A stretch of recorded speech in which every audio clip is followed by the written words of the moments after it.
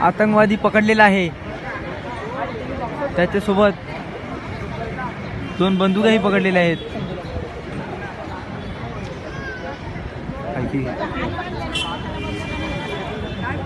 सही धडा.